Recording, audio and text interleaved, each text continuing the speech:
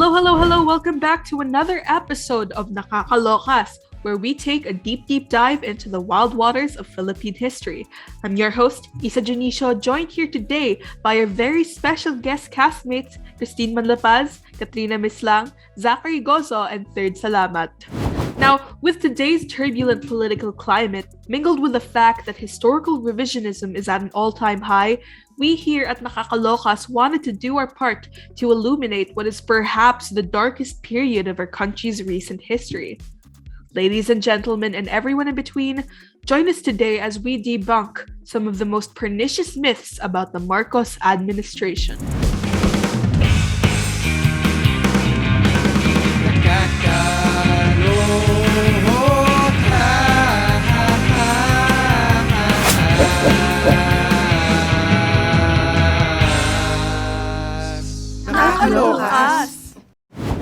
Now, I'm sure most of us here have heard at least one crazy myth about good old Ferdy. But up first, we have what is perhaps the most pervasive of them all. Sabi nila that the Marcos era was actually one of the most prosperous ages of Philippine history. Huh? Hate to break it to all the Marcos supporters out there, but the facts do say otherwise. That's right, Isa. In Ricardo Manapat's Some Are Smarter Than Others, published in 1991, for example, we get a pretty good idea about how bad things got. Did you know that in 1965, when Marcos first became president, 39% of Filipinos, that's 13.4 million people, could not afford the minimum requirements for food, clothing, and shelter? And by Marcos' 10th year in office in 1975, the figure rose to a whopping 48%. That's 20.5 million Filipinos. Imagine that, almost half of the population couldn't afford their basic necessities. Crazy, right? And since people couldn't afford to buy food, malnutrition in the country skyrocketed. According to the Food and Agriculture Organization in 1974, the Philippines was actually one of the top 5 countries with the worst malnutrition rates in the whole world. And to add salt to the wound, a 1984 survey conducted by the Ministry of Agriculture and Food concluded that the food consumption levels in the Philippines made it the second lowest in Asia. And what's worse is that at the time, bigwigs and cronies like Prime Minister Cesar Virata, whom by the way the CBA is now named after, yikes, tried to pin the malnutrition and poverty problem on low food production and rapidly growing population. But in reality, the Philippines has been producing more than enough to adequately feed every single Filipino ever since 1974. So truly, mayaman ang Pilipinas pero naghihirap pa rin ang sambayang Pilipino. I 100% agree. I'd also like to add that, according to Abinales and Amoroso State and Society in the Philippines, land originally allotted for rice was converted into land for sugar and coconut, as per the higher demand from the US. This created a dip in the supply and the price hike for food commodities, which ultimately led to the Philippines becoming a rice importing country. Step back in terms of development, don't you think? Unfortunately, and even if the country's GNP did get a boost, it still remains that whatever economic growth the Philippines had disproportionately benefited the Marxists and their ilk.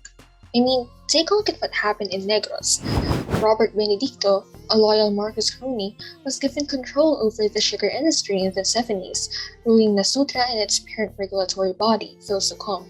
And in the 6 years that Benedicto controlled Nasutra, it was found out that he underreported profits by as much as $430 million. This, coupled with the US's non-renewal of the Laurel Langley Pact of 1974, inevitably snowballed into the devastating Negros famine, which left an estimated 700,000 Negrinese children malnourished. It makes me sick to my stomach just thinking about it. What's worse is that this isn't an isolated case. Corruption and cronyism were all the rage in Marx's time. For example, the purchase of coconut mills by the United Coconut Planters Bank and the United Coconut Oil Mills set an extremely low purchase price for unprocessed coconuts, driving local coconut farmers to poverty. And while farmers were suffering from poverty, Eduardo Cojuangco used hundreds of millions of dollars worth of coconut levy funds just to purchase personal assets. And what about all those people claiming that the Philippines was at its golden age during the Marcos administration because the peso to dollar exchange rate was 1-to-1? Well, the truth is that isn't true at all.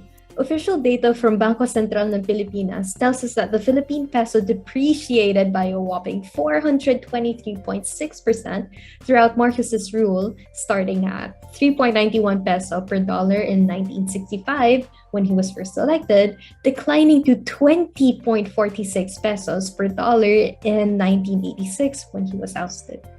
Grabe no, you have all these people claiming that the Marcos administration was the most prosperous era in the history of the Philippines, when it was actually far, far from it. So many Filipinos were unemployed and starving, while the Marcoses and their cronies were living like royalty. Familiar, no? And we'll soon find out that this was a recurring theme throughout the administration. The next myth we're tackling today is all about development. Sabi nila that the Marcos era was the golden age of infrastructure and development in the Philippines. Huh? Well, if you say that a lot of infrastructure was built during the Marcos administration, then you aren't technically wrong. But we also have to understand that these projects, which aim to create a new society, came at much too high a cost. I mean, most of these infrastructure projects were funded by loans that we're still paying off today. According to the Ibon Foundation, under Marcos, foreign debt ballooned from $599 million in 1966 to a massive $26.4 billion in 1986. And the worst part is that we're still going to be paying for all of this until 2025. That's right. And what makes it even more appalling is that according to economist Manuel de Dios in 1984, the bulk of these projects were not very productive and outright wasteful. So without further ado, let's take a look at some of the most outrageous infrastructure projects of the Marcos era. So first up, we have what is perhaps the most infamous building in Metro Manila, the Manila Film Center. So this was spearheaded by Imelda Marcos and constructed in a rush for her lavish Manila International Film Festival. So it said that an estimate of 4,000 workers worked around the clock until tragedy struck in the wee hours of November 17, 1981. The center's scaffolding collapsed, burying 169 workers alive in quick dry cement. Survivors say that the Marcos administration blocked rescuers and ambulances from the site until 9 hours after the incident. Numbers and causes of death vary among sources, but the fact still remained that people died because of the Marcos' personal interest. In this case, it was their colossal edifice complex. And this is a trend that you'll find that's not uncommon the more you read about their exploits. That's true. And another outrageous project I'd like to bring up is the CCP complex in Manila, and by extension, the PICC. According to architect Gerard Lico in his book Edifice Complex, Power, Myth, and Marcos State Architecture, the CCP was considered Imelda's power base. She had it built to assert their obsession with identity and to promote the image of Philippines as a progressive economy. Kind of ironic considering that it was financed by massive debt, don't you think? But the worst part about the CCP, I think, is what it represents. Professor Teresita G. Maceda discussed this in detail in a forum called My Husband's Lovers, ang pag-ibig at pagkamuhi kina FM at Meldy magmula sa mga martial law babies hanggang sa kasalukuyang henerasyon in 2014. She said, ang bagong lipunan at City of Man ng diktadura ng mag-asawang Ferdinand at Imelda ay para lamang sa may maharlikang katangian ng the good, the noble, the beautiful. The CCP and all these other state-of-the-art buildings weren't for the regular Filipino. And they never would be if the Marcos had their way with it. It's crazy to think how it was regular Filipinos who constructed these buildings and paid for them with their taxes, and yet they remain inaccessible to them to this very day. And the same could arguably be said about the highly specialized hospitals built during the Marcos era. I agree. The Philippine Heart Center, National Kidney Transplant Institute, and Lung Center of the Philippines sound good and true on paper, but at the time, they were glaring reminders of the country's lousy healthcare system. Highly specialized as they were, according to Professor Maceda, they failed to address the myriad of illnesses and diseases that plague the majority of Filipinos all over the country, not just Manila. Ricardo Manapat noted in his book Some Are Smarter Than Others that in 1980, most hospitals in the Philippines were ill-equipped and substandard. 80% of medical centers, 70% of emergency hospitals, and 30% of general hospitals did not meet minimum requirements. And all of these, with the exception of the most expensive ones, were extremely overcrowded. And did you know that the much acclaimed Philippine Heart Center had a mere 100-bed capacity? So much money was poured into these inefficient designer hospitals, all while the needs of the general public were being ignored. Clearly, the Marcoses had other priorities. Like the $20 million worth of media equipment Imelda Marcos bought for her half-jack plan to set up agoras across the metro, which never really came into fruition. All we've got now is $20 million worth of outdated equipment and another $8 million owed to the Japanese government. Or even funneling public donations into their private bank accounts. That's right. Imelda Marcos set up the Nutrition Center of the Philippines, which received donations that amounted to a total of $10.2 million from foreign countries and institutions. And instead of putting it into, the nutrition of the Filipino citizens, she went, nope, mine, and put it straight to her personal bank account in London. Heck, it's alluded to the Marcos Minister of Health and the NCP Director, Florentino Solon, was in on it too. Despite supposedly having a net worth of $7,400, he owned 2 houses at Ayala Alabang subdivision, another 2 more houses in Cebu City, and the Argao Beach Resort in Cebu. Now, our dear listeners are probably thinking, so si Imelda pala may kasalanan nito lahat? To which the answer is, of course, nope. This was 100% a family effort. That's right. Take a look at the Bataan nuclear power plant. However modern and advanced it seems like on paper, the reality is that it's much more trouble than it's worth. Ronald U. Mendoza, Donald J. Bertulfo, and Jerome Patrick D. Cruz wrote a paper on this titled From Mega Project to White Elephant Lessons from the Philippines Bataan Nuclear Power Plant. For one, Westington House Electric, whom the Philippines hired to handle its construction, charged $1.1 billion for its construction. And it was paid for by, of course, foreign debt. Furthermore, there were growing concerns over the safety of the plant, considering the geographical hazards near the site, and these concerns were just amplified by the news about the USS 3 Mile Island nuclear power plant, which malfunctioned and caused radioactive gas to leak and harm nearby locals.